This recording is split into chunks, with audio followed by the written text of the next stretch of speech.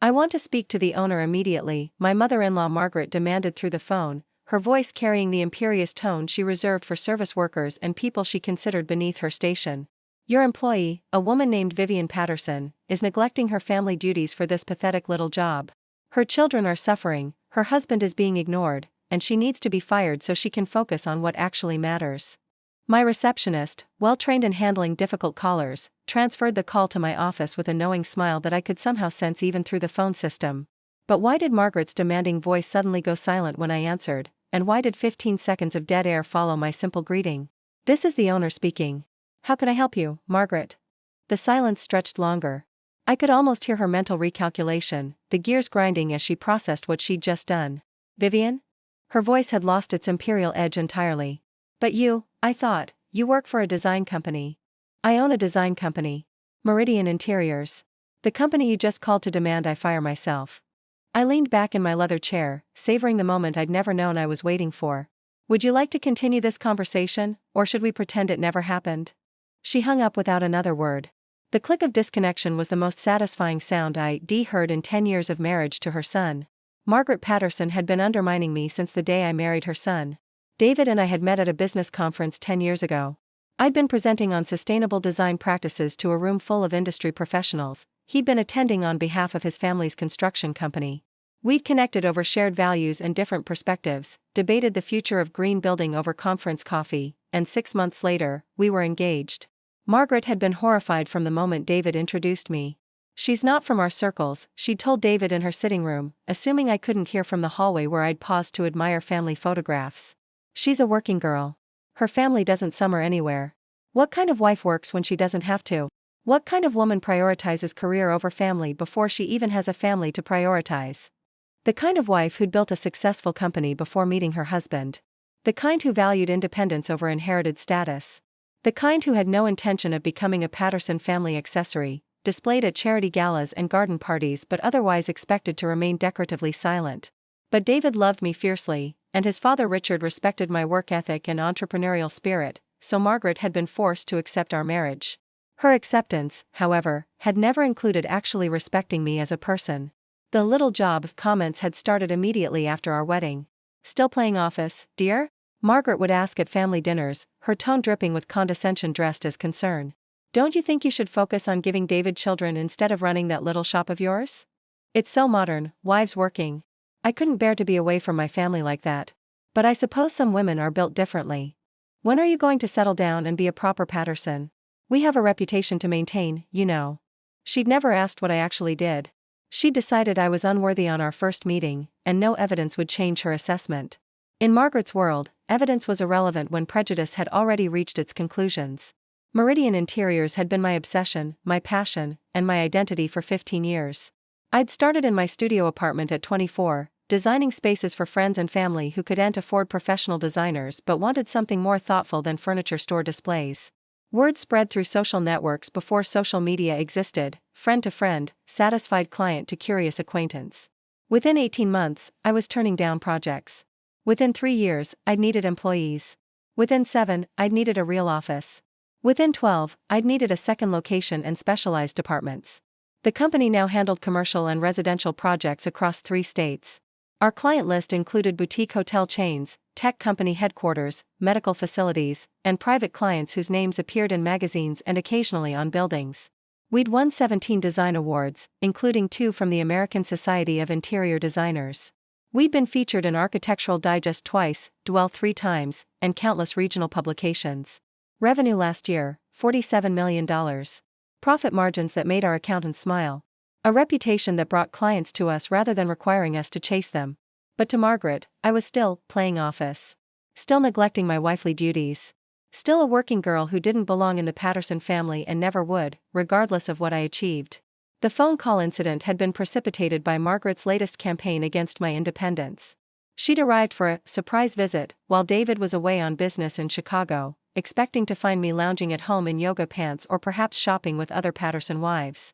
Instead, she found me rushing out the door for a critical client meeting with a hotel developer who represented $3 million in potential contracts. The children were with our long-established nanny, Maria, who'd been with us for 6 years. There was no one available to entertain Margaret properly. "You're leaving?" But I drove all this way. 2 hours in traffic.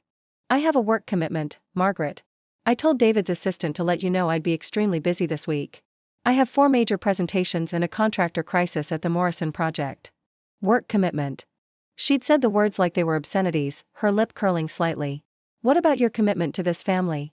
To your children? To being a proper wife? David deserves someone who prioritizes him. My children are well cared for by someone they love. My husband supports my career enthusiastically. My work provides significantly to our family's income and lifestyle. I'd gathered my bag and keys, refusing to be delayed by her manufactured outrage. I'm sorry you're disappointed. Please make yourself comfortable, Maria can prepare lunch for you. I'll be back by 7. She hadn't made herself comfortable. She'd made phone calls. The first call had been to David, complaining about my abandonment of my domestic duties. David, bless him, had shut her down immediately. We'd worked through our approach to his mother years ago, after one particularly awful Thanksgiving, united front, clear boundaries, no triangulation, no exceptions. Mom, Vivian's work is important to her and to our family. I support her completely, and you need to respect that. If you can't respect our arrangement, you shouldn't visit when she's busy. And frankly, showing up unannounced when you know she has a demanding week isn't respectful either. Undeterred by her son's lack of support, Margaret had tried a different approach. The second call was to Meridian Interiors directly. She apparently looked up the company online, something she never bothered to do in 10 years, and found the main office number. She called with the specific intention of getting me fired from a job she still assumed I merely held rather than created. My receptionist, Priya, had recognized Margaret's name immediately from years of office conversation. Mrs. Patterson, your mother-in-law is on line 1, she'd said, transferring the call with barely suppressed amusement. She seems quite upset about something. She demanded to speak with whoever's in charge. She's always upset about something. I'll handle it. I'd answered expecting complaints, demands, the usual Margaret theatrics about family obligations and proper wifely behavior. What I hadn't expected was her ordering my own company to fire me. Your employee is neglecting her family for this pathetic little job. The confidence in her voice had been absolute. Fire her immediately so she can focus on what actually matters. Her husband is David Patterson of Patterson Construction. I'm sure you understand the importance of keeping that family happy. She'd actually tried to leverage the Patterson name to get me fired. From my own company. The company I'd built from nothing while she was attending garden parties. The 15 seconds of silence after I identified myself as the owner had been the most satisfying moment of our 10-year relationship. The fallout was immediate, comprehensive, and lasting. Margaret stopped coming to family events entirely. She claimed health issues that prevented travel, various vague ailments that came and went conveniently whenever family gatherings approached. Her Instagram, however, showed plenty of lunches at the club, charity galas, and vacation photographs. The health issues were remarkably selective. She communicated with David through his father, who served as reluctant intermediary for messages that could have been delivered directly but required the buffer of Margaret's pride. She's humiliated, my father-in-law Richard told us during one dinner at our house, shaking his head with the exhausted expression of a man who spent 40 years managing his wife's social anxieties. She had no idea the company was yours. She built up this entire narrative about your little job and never bothered to check whether reality matched her assumptions. She could have asked, I said, not bothering to hide my frustration. At any point in 10 years, she could have shown basic curiosity about what I actually do. She could have visited the office, looked at our website, asked David simple questions.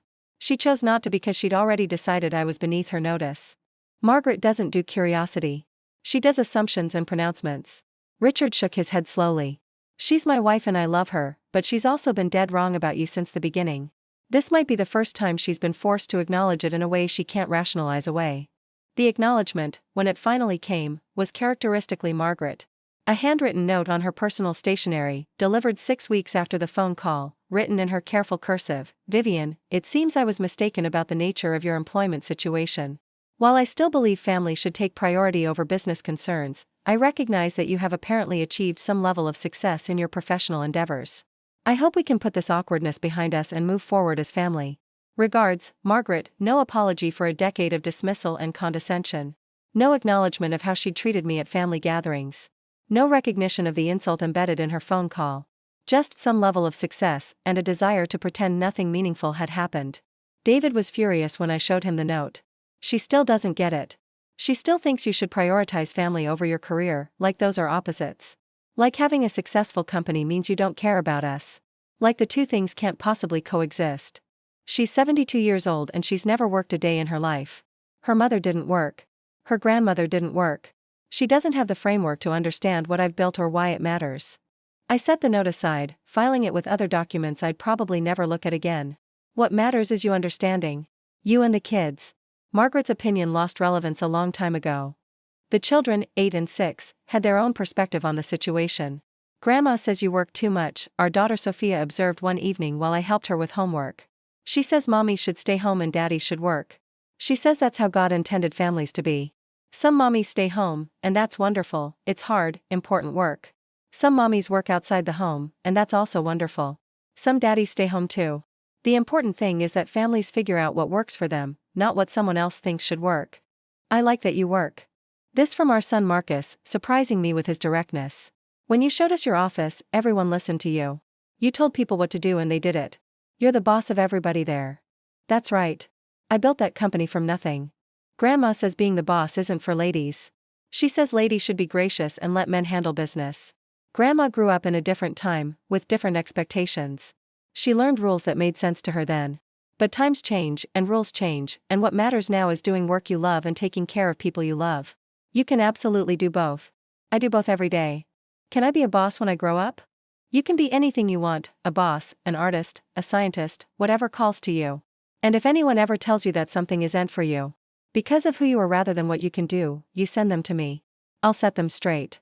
Marcus grinned. Like you set Grandma straight? Something like that. The company continued to grow despite, or perhaps because of, my complicated family dynamics. I'd learned long ago to compartmentalize, to build walls between personal frustration and professional focus. The judgment from Margaret, the skepticism from certain clients who expected male leadership in creative industries, the subtle assumptions that a wife and mother couldn't also be a serious businesswoman, all of it had become fuel rather than obstacle. Every time someone underestimated me, I worked harder. Every time someone dismissed my little job, I expanded my ambitions.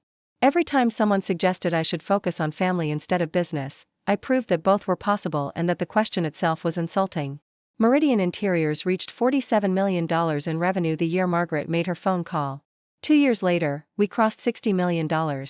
3 years after that, I received an acquisition offer from a major design conglomerate, $120 million for a company I'd started in my apartment 15 years earlier. I declined without much deliberation. The company was mine, my vision, my team, my creation. I wasn't interested in becoming someone else's employee, answering to corporate boards who would second-guess my instincts. Margaret, I heard through Richard, was stunned that I'd turned down such money. Why would anyone refuse $120 million, she'd apparently asked. She could retire and finally focus on her family. She still didn't understand. She probably never would. Margaret's attitude shifted gradually over the following years, not from genuine enlightenment but from relentless reality. The evidence of my success became impossible to ignore, even for someone as committed to her assumptions as Margaret. Media coverage of Meridian Interiors appeared in publications she actually read. Industry awards were mentioned at charity events she attended. Recognition penetrated even her carefully curated social bubble, delivered by friends who asked about her accomplished daughter-in-law. I saw you in that magazine, she mentioned during one rare family gathering, her tone carefully neutral. The business one with the blue cover. You looked very professional in the photographs. Thank you, Margaret. I suppose you've done quite well for yourself. The article mentioned some impressive numbers. I have. Thank you for noticing. It's just. She paused, searching for words that wouldn't come across as the continued criticism they obviously were. It's not what I expected when David married you. I thought you'd settle down eventually. Become more traditional. I thought the business was a phase. I'm traditional in my own way. I'm committed to my husband, devoted to my children. And I take care of my family fiercely. I just also happen to run a company. The two aren't mutually exclusive, no matter what you were taught to believe. Your version of taking care is different from mine. Yes, it is. But it works for us, and that's what matters. The real transformation in our relationship came when Margaret needed help she couldn't find elsewhere. Richard's health declined suddenly and severely, a stroke that left him unable to manage the Patterson family's construction company. The business that had been in the family for 3 generations, that employed 40 people, that represented the Patterson legacy in tangible form, it suddenly needed leadership that the family couldn't provide. David, who worked in technology consulting, had no construction experience and no interest in leaving his career. His sister Victoria, who'd moved to London years ago, had no intention of returning and no management skills regardless. Margaret, who'd never worked, had no skills to contribute beyond hosting client dinners that no longer mattered. They came to me in desperation. "You know business," Richard managed to say from his hospital bed, his speech slowly returning but still labored. "You understand how companies work. Help us. Please. Don't let my father's legacy collapse." I spent 6 months stabilizing Patterson Construction, commuting between 2 businesses, sleeping 5 hours a night. I didn't run it directly, I didn't have construction expertise, and the company needed someone who understood that industry. Instead, I brought in professional management, restructured operations that had become inefficient under Richard's declining oversight, and positioned the company for sale to a larger firm that would maintain the family legacy while providing competent leadership. The sale closed at $15 million, less than the company had been worth in its prime, but far more than it would have been worth if it had collapsed under Margaret's inability to manage anything practical. "You saved it," Richard told me afterward, his speech almost fully recovered, tears in his eyes. "You saved what my father built. What I spent my life building. I saved what the family needed. That's what family does. Margaret knows what you did. She knows we'd have lost everything without you. Margaret knows a lot of things now that she could have known years ago if she bothered to look." Margaret's note after the sale was different from her previous communication. It arrived by mail, handwritten on her personal stationery, but something in the handwriting itself seemed changed, less careful, more genuine. "Vivian, I was wrong about you. Not just about your work, about everything. I spent 10 years treating you as less than you deserved, assuming you were less than you proved to be. I was cruel in ways I didn't recognize as cruelty because I was so certain of my own rightness. You saved Richard's legacy when I couldn't. You've built something remarkable of your own that I dismissed without understanding. And you've done it all while being a better wife to my son and mother to my grandchildren than I ever gave you credit for. I'm sorry. Truly sorry. Not for the embarrassment of the phone call, though that was humiliating, but for all the years before it. For every dismissive comment, every assumption, every time I treated your accomplishments as irrelevant. I don't expect forgiveness. I just wanted you to know that I finally see what I should have seen from the beginning. Margaret." The apology was real this time. I could feel the difference in every word. The relationship never became warm, we'd lost too many years to Margaret's assumptions. The foundation of trust that normal family relationships require had been eroded by a decade of dismissal and condescension. We couldn't pretend that history didn't exist, couldn't build genuine affection on a foundation of remembered pain. But we found peace. A mutual recognition that we'd both misunderstood each other, she more than me, certainly, but I'd also made assumptions about her inability to change, her permanent incapacity for growth. "I wish I'd asked about your work sooner," she admitted during one of our later conversations, sitting in my living room with tea she'd accepted graciously.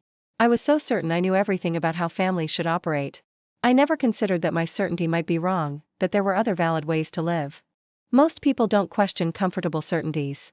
It's easier to judge than to understand. And being wrong is humiliating." She smiled slightly, the expression surprisingly genuine. "Especially when you demand that someone fire themselves from their own $47 million company.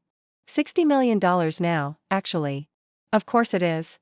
She shook her head, something like admiration finally visible in her expression. "My son married well. I just took a decade to recognize it. The company is approaching $80 million now. David jokes that I could retire, that we could travel the world, that I've proven everything I needed to prove and more. But the work still calls to me, the creative challenges, the team I've built, the satisfaction of seeing spaces transform under our guidance, the knowledge that something I created from nothing continues to grow and evolve.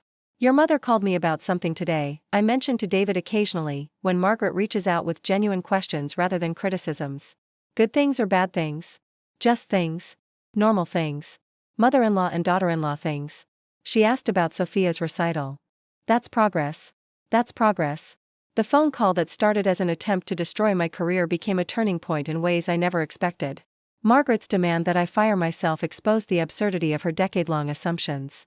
The silence that followed, those 15 seconds of pure cognitive recalculation, marked the moment when reality finally penetrated her carefully maintained delusions about who I was and what I was worth. She'd spent 10 years dismissing my little job, without ever asking what it actually was. She'd assumed I was playing at business while neglecting my family. She'd tried to weaponize my supposed employer against me, never imagining that I was the employer, that I'd built something more valuable than anything the Patterson family had created in 3 generations. The joke was on her. But it was also on me, for letting her judgment matter for so long, for spending years hurt by opinions that deserved no weight. I've learned that respect can't be demanded. It can only be demonstrated, and even then, some people refuse to see. Margaret didn't respect me when I was building my company from nothing. She didn't respect me when I was managing complex projects while raising children. She didn't respect me when I was holding my marriage together through challenges she never knew about. She only began to respect me when external validation became impossible to ignore: media coverage, acquisition offers, saving her family's legacy. That's her limitation, not mine. What matters is the life I've built, the company I've created, the family I've raised, the balance I've achieved, imperfect as it sometimes is. I want to speak to the owner, she demanded that day, certain she was about to destroy someone beneath her. She got what she asked for. She just didn't expect what she found. She called my company to demand I be fired. Your employee is neglecting her family for this pathetic little job. The receptionist transferred her to my office, the owner's office. My office? I answered, this is the owner speaking. How can I help you, Margaret? 10 years of dismissing my little job. 10 years of treating me like a wayward child playing office. 10 years of assuming I was nothing because she'd never bothered to ask. The company she tried to weaponize against me was mine, $47 million of mine. The 15 seconds of silence when she realized what she'd done was worth every moment of her condescension. She asked to speak to the owner. She got exactly what she asked for. Just not what she expected. The working girl she'd dismissed had built an empire while she was attending garden parties. And now she knows.